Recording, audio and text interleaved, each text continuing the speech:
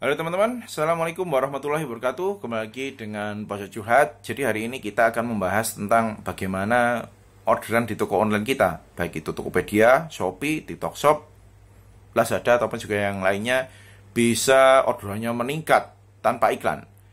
Jadi biasanya memang agar toko kita itu rame, kita memanfaatkan iklan. Tapi misal di Shopee gitu ya, Shopee itu ada fasilitas naikkan produk. Naikkan produk itu bisa dilakukan 4 jam sekali. Tipsnya untuk menaikkan produk ini jangan langsung kita naikkan ke 4-4-nya. Tapi misal saat ini jam 5 pagi. Jam 5 pagi saya naikkan satu produk aja. Selanjutnya nanti di jam 6 saya naikkan satu produk. Jam 7 satu produk. Jam 8 satu produk. Di jam 9 produk yang pertama tadi bisa kita naikkan lagi. Jadi ada cycle-nya seperti itu teman-teman. Jadi jangan semuanya dinaikkan. 4 produk saya naikkan langsung.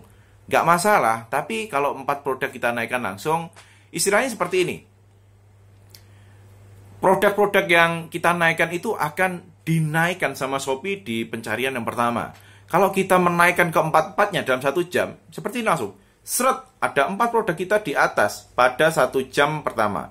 Tapi setelah itu, 2 jam, 3 jam, 4 jam, itu udah hilang produk kita. Jadi dengan menaikkan satu-satu tadi, harapan kita adalah produk kita itu selalu ada di atas sendiri. Selalu ada di rekomendasi pencarian Shopee-nya. Aduh, jadi belibet ya. Selanjutnya, gimana sih biar orderannya tetap gacor ya? Tetap gacor, tetap banyak, tanpa kita harus mengeluarkan iklan.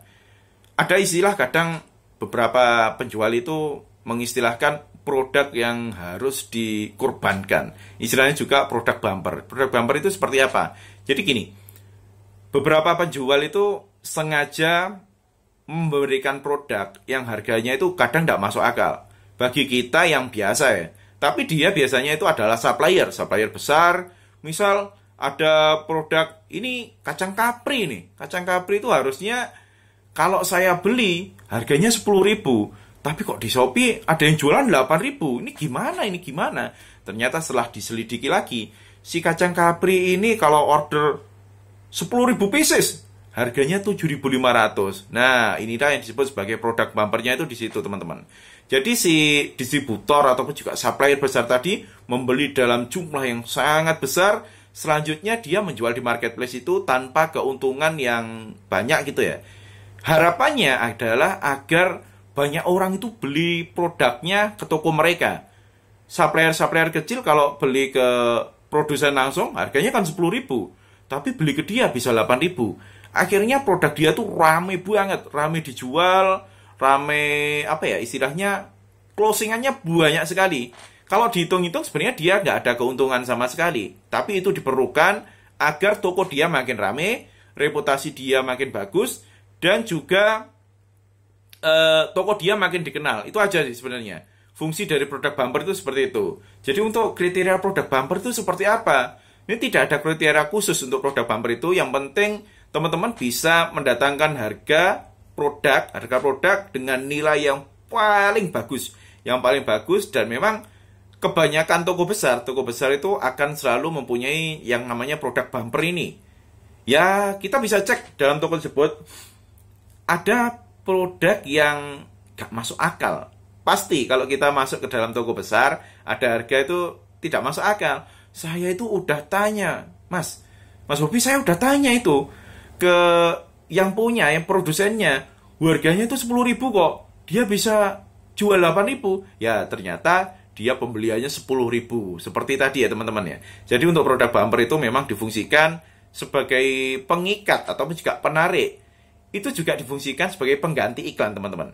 Kalau kita iklan, ya kita dapat exposure dari marketplace-nya sendiri. Kalau kita ngiklan di Shopee, dapat exposure dari Shopee. Kalau dari Tokopedia, dari TikTok Shop, juga dari TikTok Shop-nya. Traffic itu sudah dirancang dari sistem. Nah, ini kita tidak kepengen seperti itu. Kalau kita hanya iklan aja kan ya kita nggak dapat reputasi nantinya. Kalau nggak ada penjualan iklan, banyak yang lihat toko kita tapi nggak dapat reputasi. Tapi dengan menggunakan produk bumper ini, yang pasti orang akan banyak melihat toko kita karena harga kita ini di bawah rata-rata, di bawah harga kita pembelian ke pabriknya langsung. Ya seperti ini adalah produk-produk bumper, tapi saran saya produk bumper itu jangan terlalu banyak. Misal kita produk ada total 10, produk bumpernya 5. Ya itu namanya pakpok nantinya ya. Meskipun tetap ada keuntungan, tapi rasanya kurang pas. Jadi misal 10 biji ya, 10 produk, kita pakai satu produk bumper. Kalau 20 ya buatlah 2, jangan 20 tetap 1, 30 tetap 1. Kalau seperti ini ya reputasi kita hanya di toko-toko itu tok, hanya di produk itu tok. Akhirnya ya orang melihat, wah ini toko ini sebenarnya hanya jualan ini. Jangan. Sebisa mungkin produk bumper juga kita buat misal 10:1 itu. Jadi seperti itu teman-teman ya. Kenapa kok ada toko yang harganya nggak masuk akal nih mas? Harganya lebih jauh banget dari produsen. Jangan-jangan ini barang palsu. Tidak selalu seperti itu. Biasanya mereka menggunakan produk-produk itu sebagai produk bumpernya. Oke, semoga bermanfaat ya video kita kali ini tentang jualan tanpa iklan. Tetap gacor, tapi ternyata ada cara tersendiri untuk mengakali dari iklan itu sendiri. Untuk keuntungan dan lain sebagainya tentu sudah diperhitungkan sebelumnya. Dan kalau kita tidak untung ya kenapa jualan, seperti itu ya. Itu adalah inti dari trik dan juga tips yang kita gunakan. Wassalamualaikum warahmatullahi wabarakatuh.